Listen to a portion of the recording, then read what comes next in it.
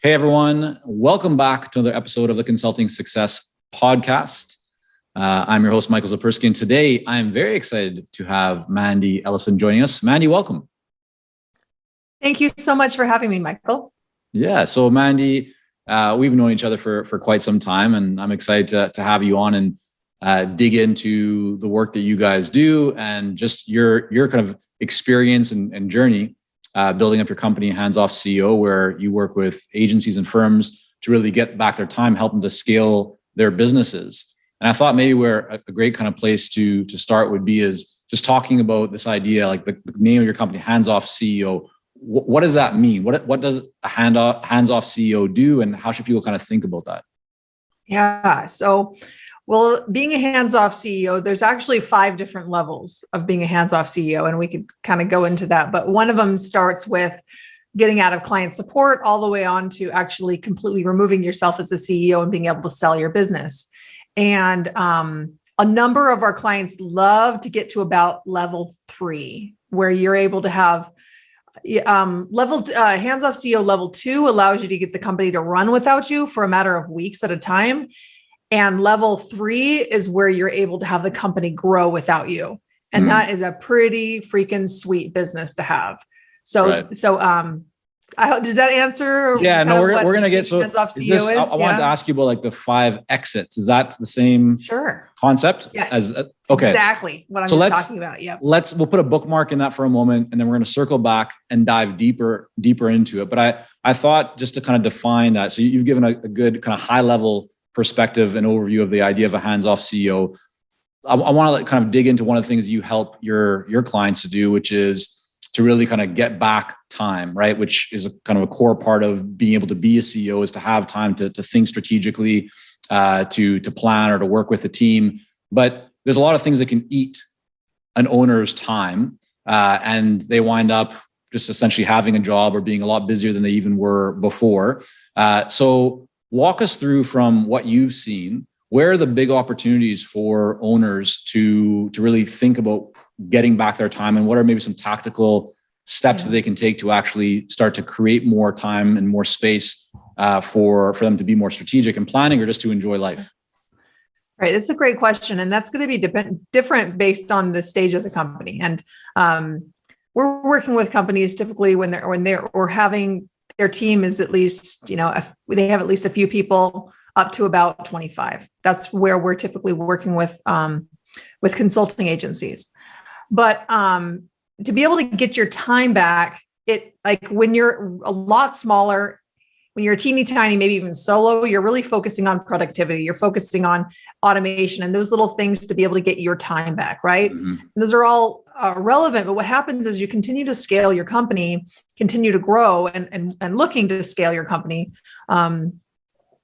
What you need to do is really be able to get more productive by getting productivity through other people, not necessarily by squeezing more into your day. In fact, trying to squeeze more into your day and becoming more and more productive is actually one of the biggest things that we see leading to CEOs burning out at this stage, because really what they need to do is like really open up whole days in their calendar, in their work week. We can talk about that later on too, if we want, but where they have a lot of time to think, a lot of time and space to be thinking and to be generating those ideas, to be able to expand their vision. And they need to be able to get a lot more done by doing a lot less. So that means you've got to really get that team in place doing it. And a big piece of that I see missing is not having the sales structure and the offer structure and the pricing in place to be able to actually afford them. So that's one of those things. It's like a multifaceted challenge, where to be able to get out of your day-to-day, you need to be able to sell more. The problem is you can't sell more because you don't have the time or the people to actually deliver the work. So it's really this like catch-22 place that a lot of consultants and agencies get stuck in, and it's really challenging. So let's kind of dive a little bit deeper into that. So the distinction that I'm hearing you make here is that at the earlier stages for a consultant, a consultant will be very focused on their own personal productivity, revenue generation, sales, delivering work. They're doing a lot of different things, and they might even have some team members. But there's a line kind of in the sand that is drawn that in order for you to really be able to scale to that next level and to continue growing, it's not about you as the owner and leader becoming more productive yourself. It's about shifting productivity and systems and really like outcomes and output more to team members. When is that time? Is there, in your experience, is there a certain level of revenue, certain number of team members? How should people, and when should people start thinking about, okay, just me, like, as a solo or really small team, hustling, just making things happen, growing revenue, to actually thinking about, okay, I need to intentionally really focus on systems and building my team? That's a great question. And I think it really comes down to what your goals are, because there are some consultants, they want to be solo, maybe have a couple contractors, but they want it to be, their show, and that's all that they want to do. And there's nothing wrong with that. But so it's just knowing what your goals are. But if you know that you want to have a company that can be able to run without you, that you can someday maybe be able to sell if you want to, but really a company that allows you to be able to generate income that's not dependent on your hours, which is a real company, right? That's when you get into a real company. This is like, the sooner you can start thinking that way, the better. Right. But it starts with first making that decision on what kind of company that you want to create. And then from there, just as aggressively as you possibly can, because that's what gives you that freedom. That's what gives you the ability to be able to sell into that capacity. Right. So take the consulting business owner that is very busy right now delivering on client projects. They do want to grow. They want to scale to that next level. They could try and shift the delivery off of themselves to team members. They could shift to trying to get a salesperson in to do more of the sales, or bring in a marketing person to do more of the marketing and lead generation. So there's a lot of options that an owner can, has. Where is there a certain place that you have seen people tend to see better results, or what they should focus on first? Like, should they focus more on delivery, more on sales, more on marketing? How do you think about that? What's your experience there? Yeah, I'll definitely go through that, and I'll share a recent example from a client that we'll call Sam. So first of all, delegating out sales, especially when you're dealing with high ticket consulting services, is one of the last things you're going to delegate. It's really hard to get out of it. You're going to delegate out certain pieces of it, but I see way too many consultants try to do that way too early in the game. I'm sure you've seen that too, Michael. And it's like, they're like, this is hard. This is scary. This is really uncomfortable for me. So I'm just going to go ahead and delegate that off to somebody else. And it never works. I've never seen it work before. And the challenge is that it's not defined enough for it to be a process that you could actually delegate out to someone else. And in the meantime, as a consultant, as you're figuring those things out, as you're getting better and better at articulating your value, your charisma, your energy, enthusiasm, you can sell it even if you're not that good of a salesperson. Right. But the founder's always able to sell more effectively than a salesperson would, because of your knowledge, because of just, as you're talking about the energy that you bring to it. And I think the other thing that you just mentioned, which we've certainly seen a lot, is that one of the challenges in selling consulting services, let's say through a salesperson, is that oftentimes the consulting, businesses have too many offerings. There's too much custom in there. Right. So it becomes very challenging. And I know that that's one thing that you focus on. We've seen this a lot as well, where by having a more structured offering or a program or a productized offer, selling then becomes a lot easier, right? Oh, so much easier. So there's a number of things that you want to be doing before you can step into that sales piece. And one of those things is dialing in that offer. Like you're saying, going from selling 12 different things, it's totally custom when you're having the sales conversation, which the challenge is that, you've seen this, Michael. It's so much easier to go and say, oh yeah, you need this. We'll do this and do this and do this, especially when a lot of the work is coming in through referrals. Mm-hmm. But one of the things that we look at is, okay, I don't want to go into too much into this because I know we're going to be talking about exits and everything, but really going into what is that top 10% of the work that we can do who can we do it for? And then looking at that world-class outcome that you could create, and then looking at like that could be our offer. Right. And going from, all right, we're selling affiliate marketing consulting to, hey, we add $10 million in 3 years for beauty and skincare brands. Like that's an example it's a real world example of one that in a matter of a few weeks doubled their lead flow and also doubled the price point that they were able to sell at. Right. So this is about the power of focus, the power of specialization, the power, right, of going like, exactly. We can, and we see this all the time as well. It's like you have consultants and firms that think volume. It's like, we need a ton of leads. We need to target hundreds or thousands of people. Yet really what you're talking about, and we've seen this firsthand as well, it's like the focus of knowing who is that real dream client, like the highest value client you can create the most amazing outcome for, and then really focusing your messaging on those people, more personalized touch points, more value. And then because you're doing that and your messaging is for them specifically, they also see you as being kind of that premium provider, and then you can support higher pricing. Exactly. And what we have seen from this, and I like that you said that the power of focus, we call it the power of ones, right? One client type, not one industry, one client type, specifically within the industry. We're getting narrow here, right? Yeah. And then one specific problem, like a painful hair on fire problem, and then one outcome. Okay. Not like clarity, none of this stuff. And when you get really clear on that, we've seen our clients be able to between double and quadruple their fees very consistently doing that. And we've seen it up to 10x even. So I want to go a little bit deeper into this, and then we're going to shift over to the 5 exits. But this is an area that so many people have real trouble and a challenge with, right? So you're saying one client type. How do you guide somebody on, number one, really narrowing in to one client type, and you're saying even beyond saying one industry. So like getting really, really clear about exactly who to target, when they could, like realistically, they could help many different types of clients within one industry or even multiple industries. So what's your thought and kind of mindset around that level of focus? And then just the second thing that I'll put in there is the challenge around problems, because very often consultants, they don't necessarily know what the number one problem is for their clients. Or if they do have ideas, they might have like a list of 3 or 5 or many different problems, and they don't actually know which is the one. So if you don't know what the number one problem is, how should people lead with their messaging and their outreach and their communications if they're not certain themselves on what that number one problem is? Right, got it.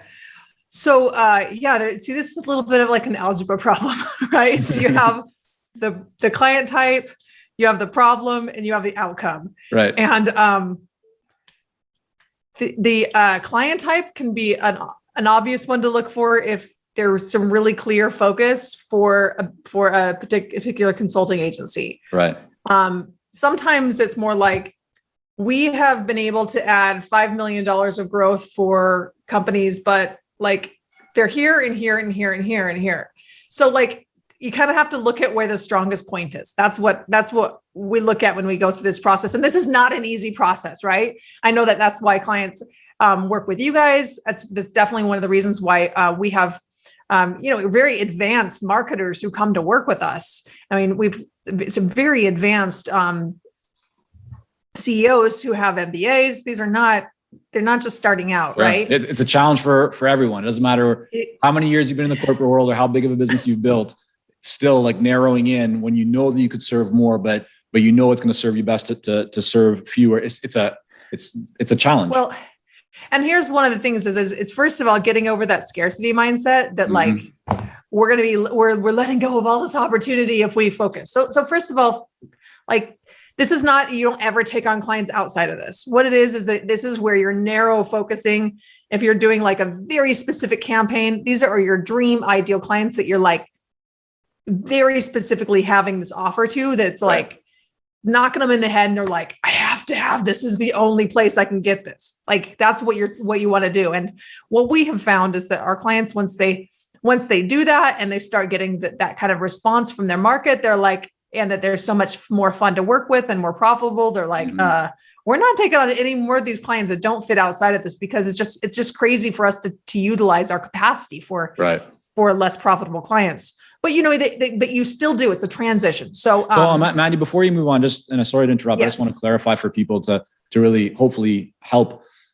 What I'm hearing you say is that if you're just planning and thinking about this, you're likely going to have all kinds of thoughts and doubts, right? And kind of considerations. But ultimately, when you get out into the marketplace and you start having conversations and you start actually like validating that, yeah, there is a need. There are people that I can help that are interested.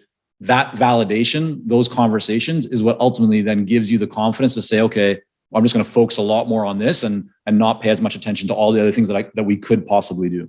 Is that correct? Right.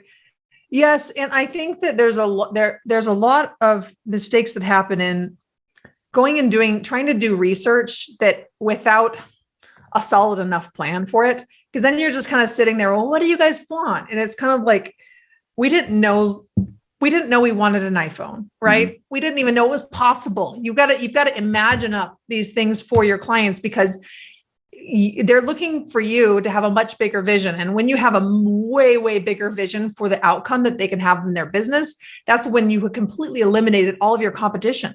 Right. Because you can show that you can be able to generate outcomes for them. So anyway, you have a little bit of an idea going in, or a lot of an idea. I mean, we like to have, that we add $10 million in 3 years for beauty and skincare brands. Like that was the outcome statement that they had. They started changing their marketing to the things that they were already doing. Immediately, they got traction from it. But if you just sit around and have all these conversations, sure, you can do that, but it's like kind of an earlier stage business. Like when you're first starting out, that might be what you're doing. But if you can actually bring the market something that you have a pretty good idea, you have a good hypothesis based on what you've seen, then you're seen as the expert. Then they're like, yes, we want to have this, right? So, and then the other side of it, you're asking like, how do you know the problem? Well, I like solving expensive problems. I go for where the money is at, right? Because that's what is going to be what makes them motivated to be able to invest. Even if the solution that you're solving is, the problem that you're solving is harder to quantify with money. And sometimes that is the case. But like, for example, some of our clients have been in the operations space. And it's harder to quantify that, right? But when you actually do break it down and quantify and help them see how much profit that they're going to be able to saving, how much extra capacity that's increased, how much more growth that they can have from this. When you can break that down, now you're selling money. Mm-hmm. People like buying money. Mm-hmm. Especially when they're going to get a lot more back than they're putting in, right? So exactly. Yeah. So and that comes down to the client that you want to serve too, right? There's going to be some clients that feel that pain so much more intensely than others. And there's some that even if they could feel it, the same intensity of pain, there's some that it's $1 million problem for, a $10 million problem for. There's some that it is a $100,000 problem for. Sure. Which one are you going to get paid for more? Yeah. And then also, which is the gap? What is like that sweet spot where you want to do it too? Because like where you want to serve. It's aligned with your mission. That's the other aspect of it. And when you've seen people who have a hypothesis about what their offer is going to, an offer that will resonate or a problem they believe the market has, and they go out and it doesn't resonate or they don't get the traction they would hope for right away, what's the shift that they need to make? Or how do you typically kind of counsel or advise people to deal with that kind of situation when it does come up? First of all, I want to check their stories because very often they're like, this isn't working. And then you find out, well, how many people did you reach out to? 10. I'm like, well, that's not enough information there, Now, if it was 10 clients that have that specific problem, that gives you that's good information, right? That's valuable. But if it's 10 cold people that you have no idea who you are, that never responded, just like, no, you got to run the numbers here. So that's the first thing I would look at. And I'd look at the hook, is it sexy enough? Is it actually going to cut through the noise? And then I'd also look at, go ahead. No, I was going to say, sorry, just for everyone, just to clarify. So the hook, meaning in the message, right? The message you're communicating, put it out into the marketplace. Is it compelling enough, enticing enough, interesting enough for somebody to actually want to respond to you? Right. Well, and the other part of it too, is it actually even landing in their inbox? Like, so if you're sending out a cold email, for example, like, are they even getting it? Right. So that's one thing. And that might mean that you're calling them too, just to double check. So I think the number one thing I would be looking for is actually, are you working it? And that's the number one breakdown that we see, is that resistance comes in and say, I don't want to bother people. I don't want to do this. And it's just like, you know what? Put on your big girl panties and just go make the calls. You just got to do it to be able to figure that out if it's going to work, and to fail fast. Fail fast. And then you just keep pivoting. The biggest thing is just when you're having conversations, you're just hearing, you have an idea about messaging that you might share. And then as you're talking to people, you're like, oh, that's it. That's the thing. And you just keep tweaking it and tweaking it and tweaking it. And then, making sales along the way. Mm-hmm.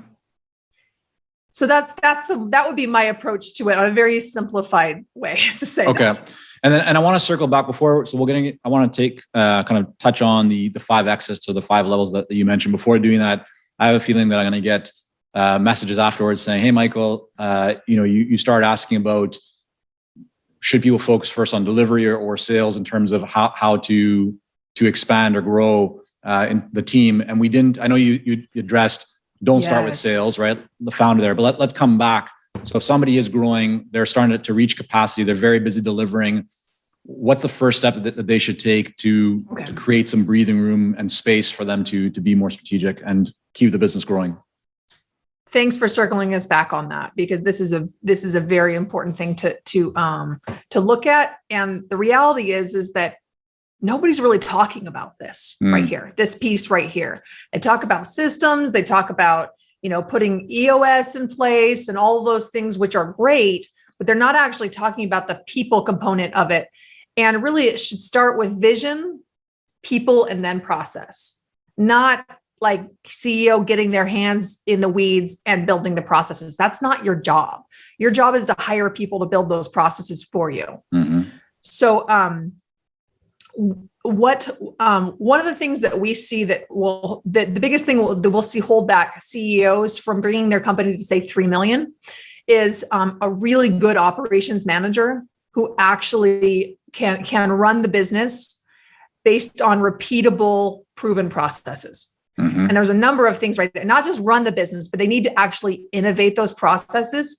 And that's one of the biggest things that we see are holding them back. And so companies, if companies are struggling to get to 1 million, this is also a problem. They don't have some kind of management. They don't have any management structure that is effective. Mm-hmm. And if they're effective, then they shouldn't have a problem. If their offers are selling, and if they have a project manager or something in place that's like pulling all that off of their plate, they shouldn't have any problems getting to 1 million. Right. But we found that.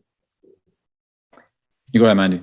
Yeah. And we found that there's 5 expectations of a really exceptional operations manager.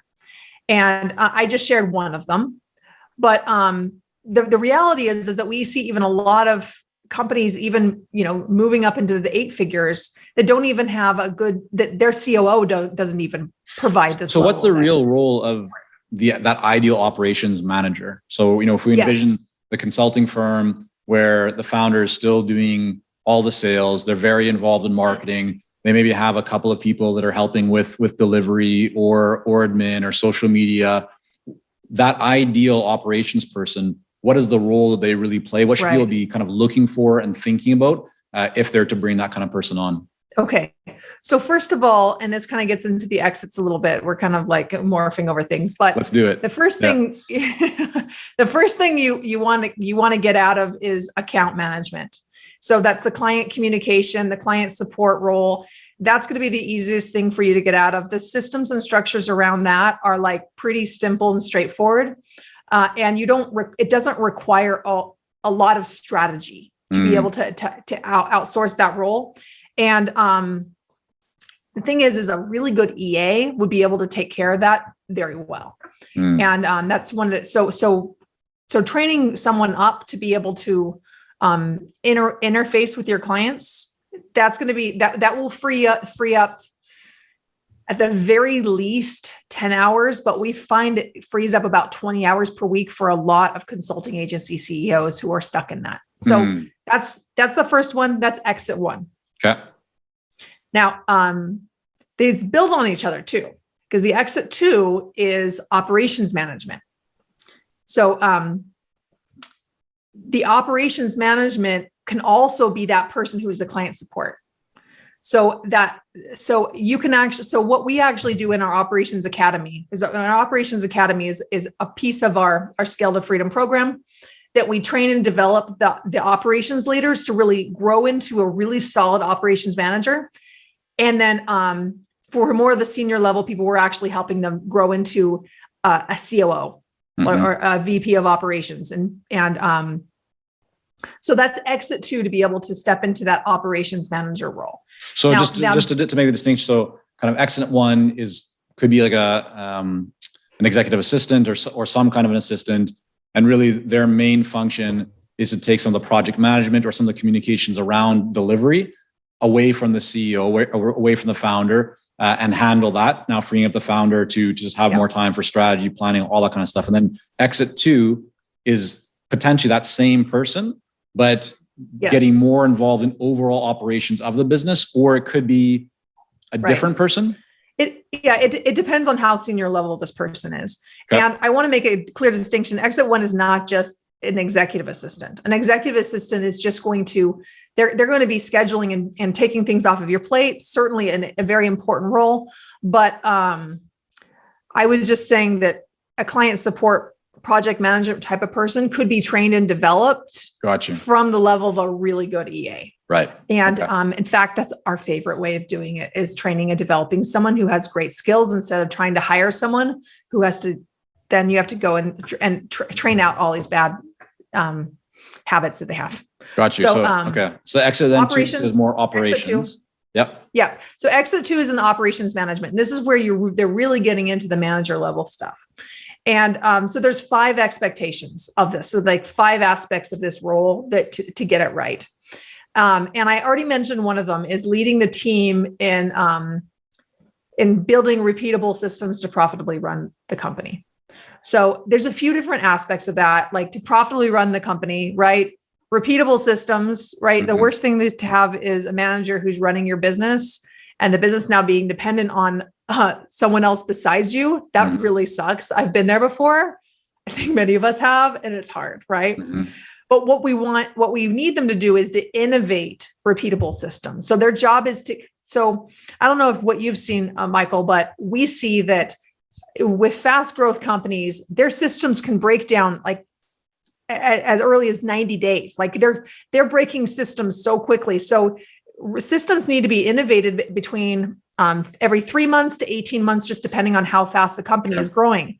And the biggest thing that we see that holds back growth of the company is the CEO is constantly being pulled back in to keep on updating those systems because no one on the team knows how to do that. Mm-hmm. So you really need, yes, the whole team needs to be doing it, but you need to have an operations manager who's overseeing innovating that. Mm-hmm. What are when you're talking about this, and I want to get to kind of the level 3, level 4, level 5, just at least at a high level so that everybody kind of knows what they are.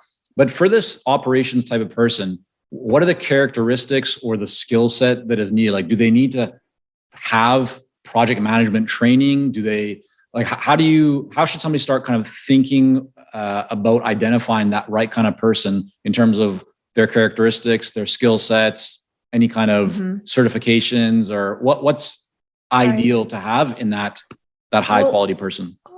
More than anything, we look for in a Colbier score is the high fact finder. We look for high follow through, and we're looking for a low quick start. Those are the main things that we're looking for in a Colbier score. And interestingly enough, it's a very similar profile that you'll actually have in other and other operations leaders too, that are a different role, which is a really interesting thing that we've found over the years. But what you're looking for is someone who can really first of all, who has the mindset of owning it, that they're willing to take responsibility, that they're willing to, they're very good with details, but they can also see a big enough picture, and that you get along with them. You can communicate with them. This is your right-hand person as a CEO. Right. You've got to really, they're going to get to a point where they're reading your mind, and that they're staying, 3-5 steps ahead of you. And oh my gosh, it feels amazing when you have someone like this in place, that they're like, they're like reading your mind. So, Mandi, you mentioned the Kolbe A, and for those who aren't familiar, right, this is an assessment that you can take through the Kolbe Corporation. They have a lot of different types of assessments, but this is called Kolbe A. You talked about the fact finder, so like very detail oriented, follow through. So they're not just going to start something and not finish it. They're going to make sure they get stuff done. So you said high in both those, but you said low in quick start. Why low in quick start? Because if they're high in quick start, they're going to be like breaking things left and right. Like I am like a 9 out of 10 in quick start. You're probably lower than quick start than me, actually, Michael, I would guess. I'd have to pull up the score. Yeah. It's been a little while since I've looked at it. I'd be surprised if you were more than 7. But just from knowing you, but, and these aren't bad things. It's just that they're not bad things. It's good things. It's just knowing how you operate. And, you don't want someone who's high in quick start. They're going to like jump into action really fast, and they might not think through all the things before doing it. And that's what makes like a lot of entrepreneurs very high quick start. Right. And it's what makes us be able to like get things off the ground. Right. But you don't want someone who's too low and who's like 1. That's going to be somebody who's just not able, they're going to get so stuck in the details, they won't get anything off the ground. But you need to have the balance there. And it's going to be it's also based on the CEO too. So it's like, I'm giving some generalizations here. Sure. You kind of have to look across the point, and it's obviously not, it's not foolproof, but it's just an indication of what we look for generally in a profile. Totally. So, let's get then to level 3, 4, 5. I wanted to share a couple more things to look for in this operations manager too. So the other thing that you want them to be doing is solving problems before you're aware of them, leading the team in that. Their job is to take your vision and turn it into reality, not bring their own vision, but they need to take your vision, really buy into it, and then communicate it to the team, and then really manage the team. Their job is to continually looking for ways to increase client quality and be looking for ways to improve profits.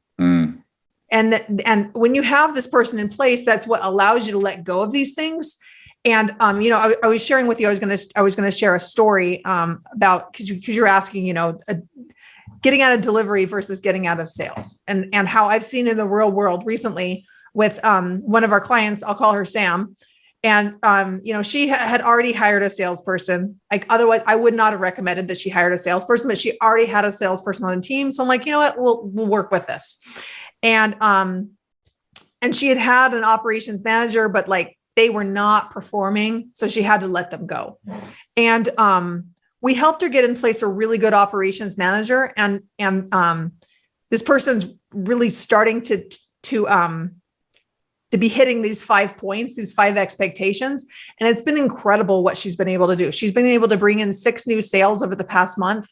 And that's not even counting the month before. It's just like, she's been able to absolutely crush her sales goals because she has that person to rely on who's actually delivering the client services.